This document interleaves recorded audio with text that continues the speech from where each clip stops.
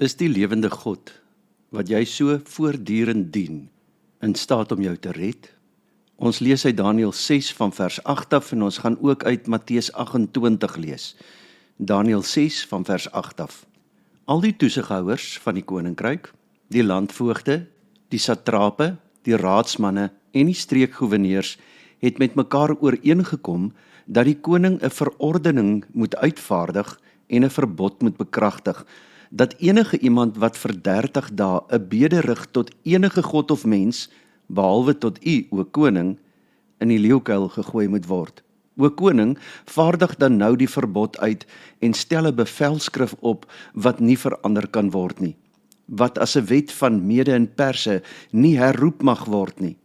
Om die rede het koning Darius die bevelskrif en die verbod op skrif gestel. Toe Daniël te wete kom dat die bevelskrif geskryf is, het hy sy huis binne gegaan.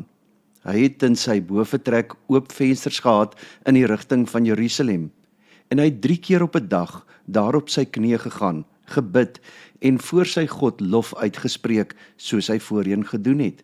Daardie manne het toe ingestorm en Daniël biddend en smeekend voor sy God gekry. Daarna het hulle voor die koning verskyn en met hom gepraat oor die koninklike verbod. Het u nie 'n verbod op skrif gestel dat enige iemand wat vir 30 dae 'n bede rig tot enige god of mens behalwe tot u, o koning, in die leeukuil gegooi moet word nie? Die koning het geantwoord en gesê: die saak staan vas as 'n wet van Mede en Perse wat nie herroep mag word nie. Toe antwoord hulle en sê vir die koning: Daniël, een van die ballinge van Juda, steur hom nie aan u, o koning, of aan die verbod wat u op skrif gestel het nie, maar 3 keer op 'n dag rig hy sy bede tot sy God. Toe die koning dit hoor, was hy erg ontsteld en het hy sy bes gedoen om Daniël te red. Tot sononder het hy hom beywer om hom te bevry. Daardie manne het ingestorm by die koning en vir die koning gesê: onthou, o koning, dat dit 'n wet van Mede en Perse is, dat elke verbod en verordening wat die koning uitgevaardig het, nie verander mag word nie. Daarop het die koning opdrag gegee en hulle het Daniël gebring en in die leeukuil gegooi. En die koning het vir Daniël gesê: jou God wat jy voortdurend dien, mag hy jou red. 'n klip is gebring en op die opening van die kuil geplaas, en die koning het dit met sy seelring en die seelringe van sy maghebbers verseël, sodat niks omtrent Daniël verander sou word nie. Die koning het daarna na sy paleis gegaan en die nag deurgebring deur te vas. Geen kos is vir hom gebring nie, en slaap het hom ontwyk. In die oggend, teen die eerste lig, het die koning opgestaan en haastig na die leeukuil gegaan. Terwyl hy nader in die kuil kom, het hy na Daniël geroep met 'n angstige stem. Die koning het vir Daniël gesê: Daniël, diensknegt van die lewende God, was jou God wat jy voortdurend dien in staat om jou te red van die leeu's? Daniël praat toe met die koning: o koning, leef vir ewig. My God het sy engel gestuur en hy het die bekke van die leeu's gesluit, sodat hulle my geen leed kon aandoen nie, omdat ek voor hom onskuldig bevind is. Ook u, o koning, het ek geen leed aangedoen nie. Die koning was toe uitermate verheug oor hom, en hy het mense opdrag gegee om Daniël uit die kuil op te trek. Daniël is uit die kuil opgetrek en geen letsel kon aan hom gekry word nie, omdat hy op sy God vertrou het. Die koning het bevel gegee en hulle daardie manne wat Daniël aangekla het gebring en hulle in die leeukuil gegooi, hulle saam met hulle kinders en vroue. Hulle het nog nie eers die bodem van die kuil bereik nie, toe die leeu's hulle oorweldig en al hulle beendere vergrys. En dan lees ons ook Matteus 28 van vers 1 af. Na die Sabbat, teen dagbreek, op die eerste dag van die week, het Maria Magdalena en die ander Maria gegaan om na die graf te kyk. Skielik was daar 'n groot aardbewing, want 'n engel van die Here het uit die hemel neergedaal, nader gegaan, die steen weggerol en daarop gaan sit. Sy voorkoms was soos weerlig en sy klere wit soos sneeu. Uit vrees vir hom het die wat die graf bewaak gebewe en soos dooies geword. Toe antwoord die engel die vroue en sê: moenie langer bang wees nie, want ek weet julle soek Jesus die gekruisigde. Hy's nie hier nie, want hy's opgewek soos hy gesê het. Kom kyk na die plek waar hy gelê het en haas julle en gaan sê vir sy disippels, hy is opgewek uit die dood. Kyk, hy gaan voor julle uit na Galilea, daar sal julle hom sien. Dit het ek vir julle gesê. Met vrees en groot blydskap het hulle haastig van die graf af weggegaan en gehardloop om die boodskap aan sy disippels oor te dra. Tot sover. Matteus 28 vers 6 sê, hy is nie hier nie, want hy is opgewek, soos hy gesê het. God red nie alleen van die dood nie, hy red ook uit die dood. 'n jaar word weer afgesluit. Daar was baie wat geluk ervaar het. Kindertjies is gebore, huwelike is gesluit, verjaarsdae is gevier. Maar daar is ook baie van ons wat hartseer beleef het. In hierdie jaar moes baie van ons afskeid neem van mense vir wie ons baie lief was. Mense is deur die dood van ons weggeneem. Verder het ons soveel goeie voornemens gehad wat ons nie nagekom het nie. Ons het teleurstellings beleef. Wat gaan in 2025 anders wees? Gaan ons gelukkiger wees? Gaan ons nog hartseer en nog teleurstellings beleef? Wat hou 2025 in? Leeukuile of redding? Ons tema is die lewende God wat jy so voortdurend dien in staat om jou te red? Daar bestaan baie parallelle tussen Daniël in die leeukuil en sy redding uit die leeukuil en Jesus se lydensweg en dan opstanding uit die dood. Jy sien dieselfde toneel afspeel by albei. Daniël en Jesus word aangeval oor hulle verhouding met God. Albei bly gelowig volhard. By albei is daar die samesweerders. Daar is 'n Pilatus by albei, want Darius is natuurlik duidelike Pilatus figuur wat alles probeer om hierdie onregverdige oordeel te staan en dan uit swakheid toegee. Daar word 'n steen gerol voor die kuil, net soos voor die graf. En tog is daar bevryding. In Matteus 28 vers 6 vind ons die kern van ons geloof. Hy is nie hier nie, want hy is opgewek, soos hy gesê het. Kom kyk na die plek waar hy gelê het. Ons sit almal met een groot vrees, en dit is die uitloop van ons toekoms. Sal dit of sal dat? Ons kan dit eintlik opsom in een baie belangrike vraag, en dit is, sal God my ook red? Kan hy my ook red? As Daniël in die leeukuil is dit juis die vraag wat Darius kwel. Sal die God van Daniël hom uit die leeukuil kan red? Die eerste ding wat Darius doen na sy nagse kwellinge is om na die leeukuil te gaan en te roep sonder om regtige antwoord te verwag. Hy roep, Daniël, diensknegt van die lewende God, was jou God wat jy voortdurend dien in staat om jou te red van die leeu's?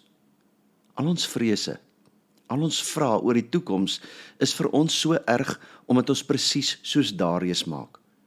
Ons vra ook ons vrae sonder om eintlik 'n antwoord te verwag. Ons verwag eintlik alreeds die ergste of ons verwag net stilte. Hierdie vraag van Darius vorm eintlik die kern van die hele verhaal. Is die lewende God wat jy so voortdurend dien in staat om jou, om ons te red? Dis 'n eerlike vraag. Dit is 'n martelende vraag. En ek dink dat dit die twyfelvraag van alle tye tot vandag toe is. Hierdie twyfelvraag vind ons op baie plekke reeds in die Bybel. Ons vind dit veral in die boeke Job en Prediker. Job wat sin in sy smartlike bestaan probeer vind. Hy dien vir God, maar tog gaan dit sleg. Kan God my red? En Prediker wat sin in die lewe soek.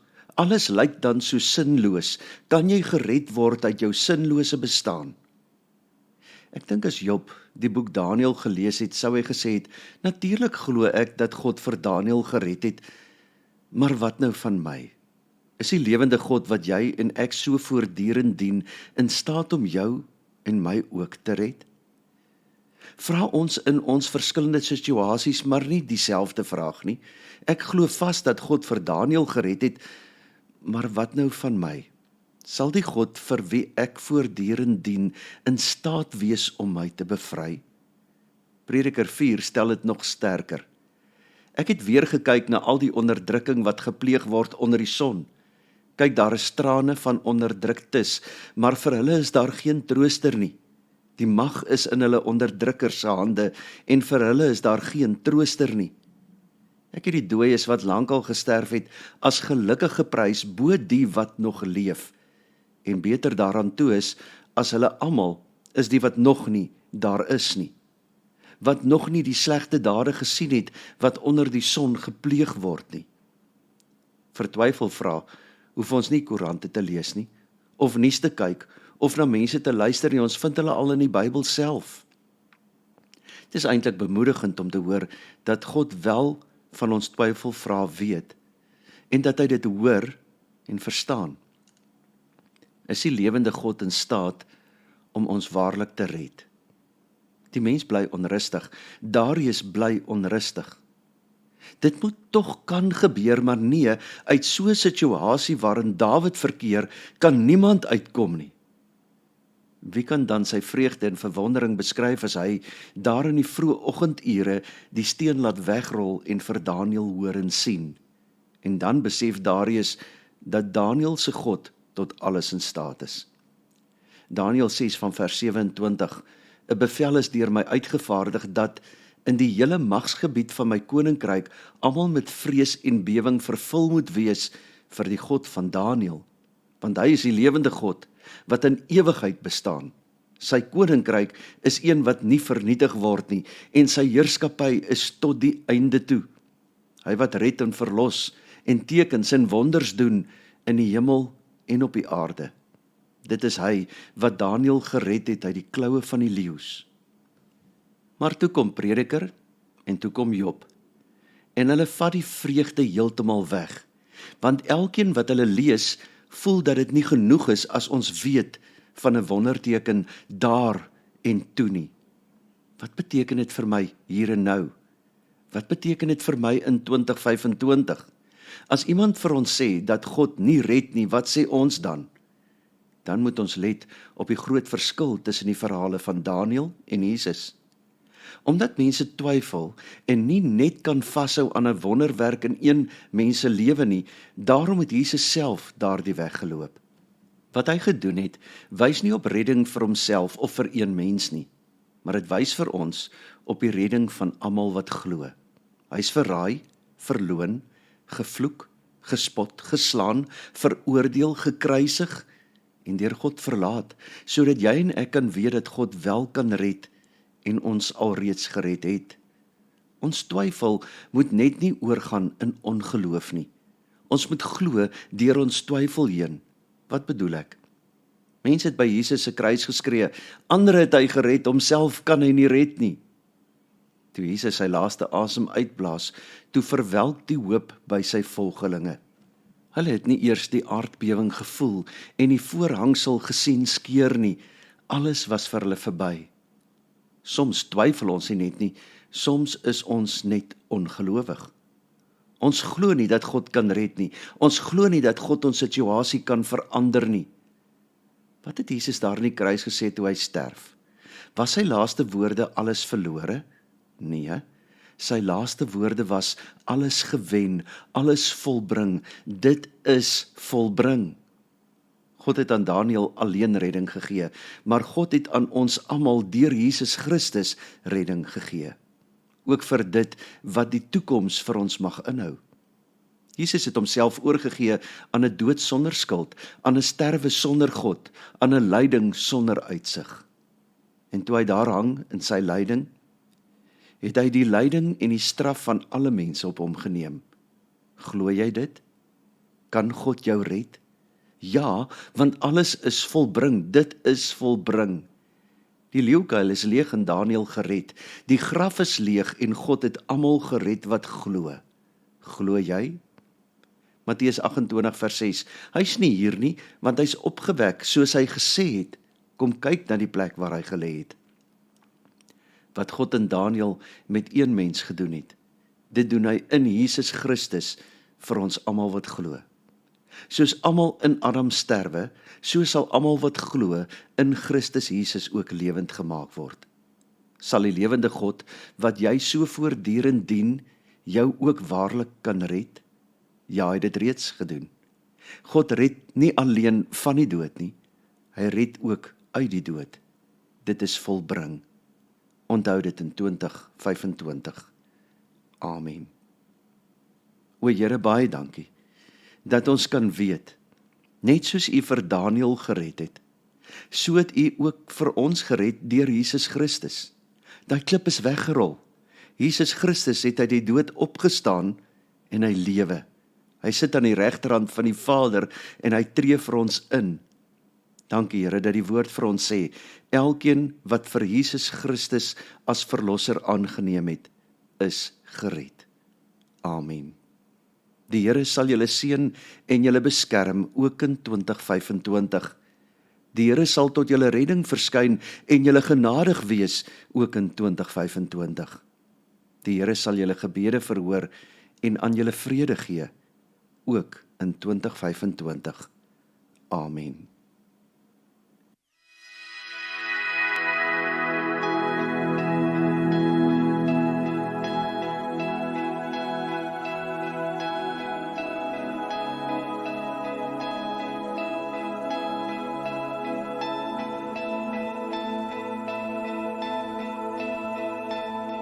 Die wilde van die Heer,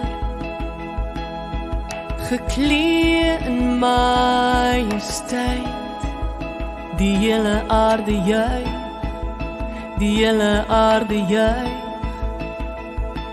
Hy klee homself met lig en duisternis moet vlug.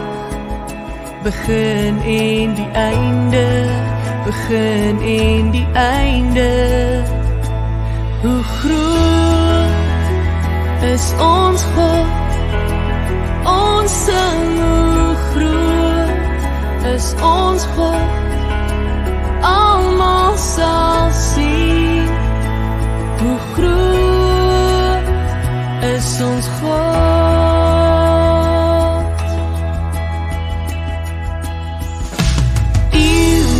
Kom en gaan, en tyd is in sy hand.